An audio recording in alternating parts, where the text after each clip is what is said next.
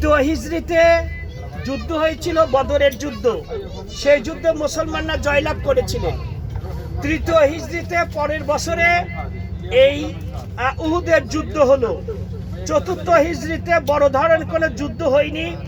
পঞ্চম হিজরিতে এই খন্দকের যুদ্ধ হয়েছিল। ভাইরা আমার, একটু আমরা দেখি, ওই যে বাস যাচ্ছে মেন রোড দেখেন, আনুমানিক ওইখানে রাসূল সাল্লাল্লাহু আলাইহি ওয়াসাল্লাম পরিখা খনন করলেন। আর ওই যে কেবলাতাইনের ওই পাশে ওই দিক হচ্ছে শত্রুরা ছিল। তো এই কাফেররা, এরা আবু সুফিয়ানের নেতৃত্বে, এই কাফেরদের লিডার ছিল আবু সুফিয়ান। আবু সুফিয়ানের নেতৃত্বে 10,000 সৈন্য বিভিন্ন গোত্র থেকে কাফেররা এসেছিল মুসলমানদেরকে সমূলে ধ্বংস করার জন্য। এই দেখেন ছোট্ট মসজিদ, এইভাবে এখানে 7টা মসজিদ আছে। এই 7টা মসজিদ, এইটা ওই পিছনেও দেখেন মসজিদ আছে। এখানে আসলে পুলিশ নামতে দিচ্ছে না, মানে ওই কাজ চলতেছে তো নামানো। এখানে করে দেখেন পার্কিংয়ের সিস্টেমই নাই। রাইট সাইড মে कोई করি এইখানে 7টা মসজিদের ঘটনাটা, ওই দেখেন পিছনে একটা ছোট্ট এইভাবে 7টা মসজিদ আছে। ওই যে একটা পিছনে একটা সাবউল মাসাজিদ বলা হয়। চলি এই খন্দকের যুদ্ধের প্রেক্ষাপট হচ্ছে এটাই যে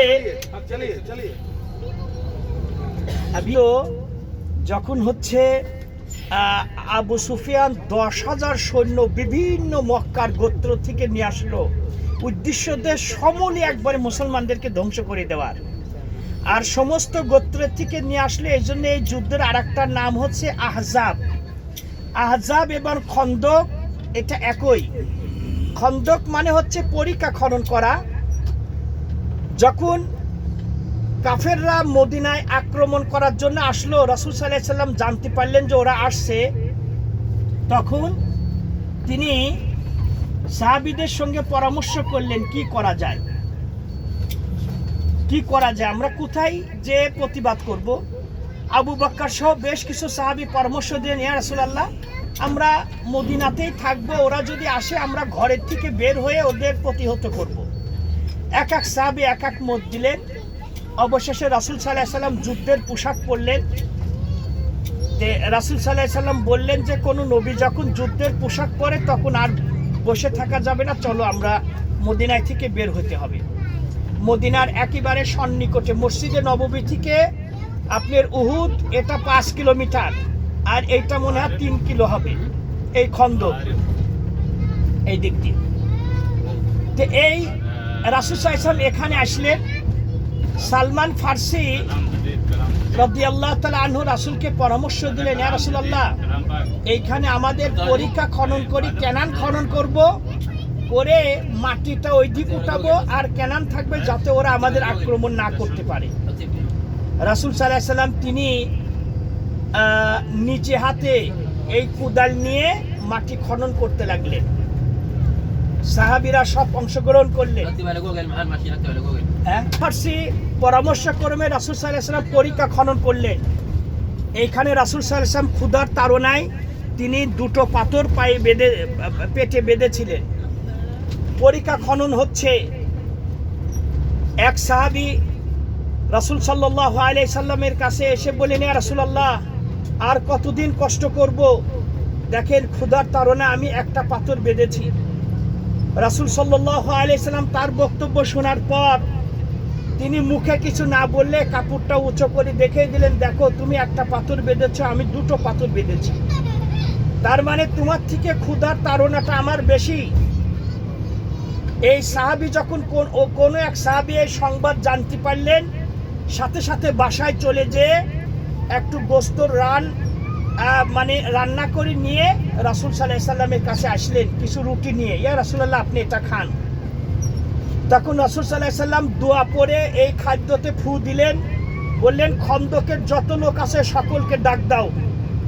সকলেই উদর পূর্ত করে পেট ভরি খাইলো, খাবার যতটুকু ততটুকু থাকলো। সুবহানাল্লাহ, এটা হচ্ছে মুজিজা।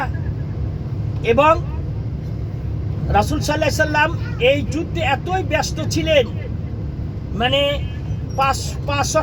এক বর্ণনা এসেছে যে তিনি 5 ওয়াক্ত নামাজই কাজা করলেন, আর এক বর্ণনা এসেছে যে 4 ওয়াক্ত নামাজ একবারে জহর থেকে শুরু করে ঈশার নামাজ তিনি পড়তে পারলেন না। যে রাসূল সাল্লাল্লাহু আলাইহি সাল্লাম এই নামাজগুলো পরবর্তীতে তিনি সিরিয়ালে আদায় করেছিলেন। এই জন্যই কাফেরদের জন্য তিনি বদদুয়া দিয়েছেন। রাসূলের জীবনে মাত্র একদিনই নামাজ কাজা হয়েছিল, সেইটি হচ্ছে এই খন্দকের যুদ্ধে। তো এই খন্দকে মূলত হচ্ছে কাফেরদের সংখ্যা ছিল 10,000, মুসলমানদের সংখ্যা ছিল 3,000। কিন্তু আল্লাহ সুবহানাহু ওয়া তাআলার পক্ষ থেকে এই যুদ্ধে কাফেররা যুদ্ধ শুরুর পূর্বের তাঁবু টানিয়েছিল, তাঁবু টানিয়ে সেখানে অবস্থান করছে। যুদ্ধ শুরুর আগে আল্লাহর পক্ষ থেকে ঝড়, তুফান, টর্নেডো, প্রচণ্ড বেগে বাতাস এসে তাদের তাঁবু উড়িয়ে নিল। এরপরে তারা ভয়ে সেখান থেকে ভেগে চলে গেল। তো এই যুদ্ধ মূলত যুদ্ধ হয়নি, প্রস্তুতি চলছে, কিন্তু আল্লাহর পক্ষ থেকে গজব নাজিল হয়ে আল্লাহ তাদেরকে শেষ করে দিলেন, চলে গেল তারা। এই যুদ্ধে মূলত মুসলমানরাই জয়লাভ করেছিল। এটি হচ্ছে খন্দকের যুদ্ধ। সালমান ফার্সির পরামর্শক্রমে রাসূল সাল্লাল্লাহু আলাইহি সাল্লাম তিনি পরীক্ষা খনন করেছিলেন। এখন এই 7টা মসজিদ কেন নামকরণ? এটি আসলে যখন হচ্ছে তুরস্ক শাসন করত, তুরস্কর এরা কিন্তু বেদাতি, এদের আকীদা কিন্তু যথেষ্ট গলত আছে। তুরস্কের আমলে এরা ওই রাসূল সাল্লাল্লাহু আলাইহি সাল্লাম 7 জন কমান্ডারকে 7 জায়গায় নিযুক্ত করেছিলেন। আলীর নেতৃত্বে কিছু যোদ্ধাদেরকে এক জায়গায় নিযুক্ত করেছিলেন 7 জায়গায়। কিন্তু কোন 7 জায়গায় নিযুক্ত করেছিলেন এইটার কোনো ডিটেলস বর্ণনা নাই। আর কিভাবেই বা থাকবে যে কিরা কোথায় ছিল? এই তুরস্কের শাসন আমলে এরা আইডিয়া করে ধরে নিল যে 7টা এই জায়গায় ছিল, এর জন্য তারা 7টা মসজিদ বানিয়েছে। এখন এই মসজিদ ভাঙিনি, না ভেঙে বিশাল একটা মসজিদ খন্দকে করেছে, জামিউল খন্দক। এটা মোটামুটি 5-6 বছর আগে এই মসজিদটা আগে ছিল না। আমরা যখন মদিনাতে ছিলাম তখন এই মসজিদ ছিল না। এই খন্দক মাথায় লাগলো, পড়ে গেল নাকি? এই দেখেন ডাইনে পৃথিবীর মধ্যে সবচেয়ে বড় কোরআন প্রিন্ট। এই দেখেন ডাইনে হচ্ছে মসজিদ। এই ভিতরে আমি একদিন গিয়েছিলাম, পৃথিবীর মধ্যে সবচেয়ে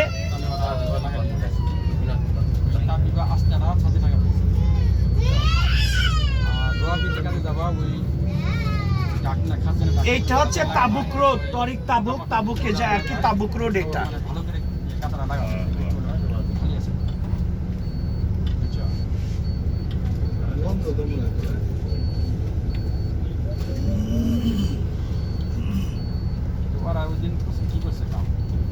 কি করছে